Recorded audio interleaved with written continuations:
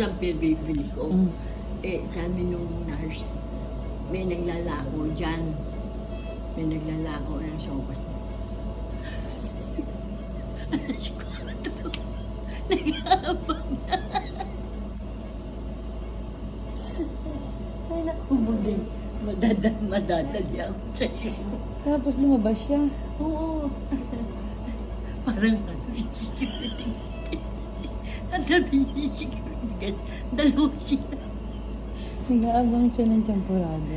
ng sopas. Kasi mali naman yung utos mo. May sopas din pala doon. Saan? Doon sa binila ng champurado. May sopas, may lugaw, may sotanghon. Kasi bumili siya kahapon, wala daw sopas eh. Sabi? Oo. Kaya pinaganap mo.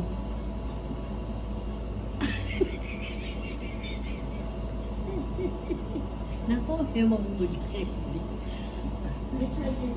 Madadali siya yung buhay ko sa babae. Grabe, nag-ikot-ikot si Buding ang aga pa. Oo. Sabi nga sa'yo, dalawa sila security guard.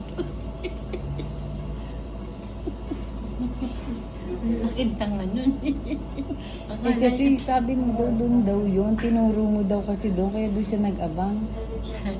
Nagtanong siya sa security guard.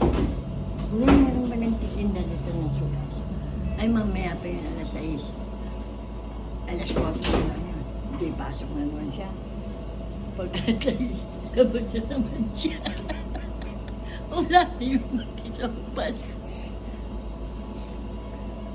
Doon ka mo si Buding ah. Sabi niya, tinanong niya yung security guard. Eh, nag-rehebo na yung security guard.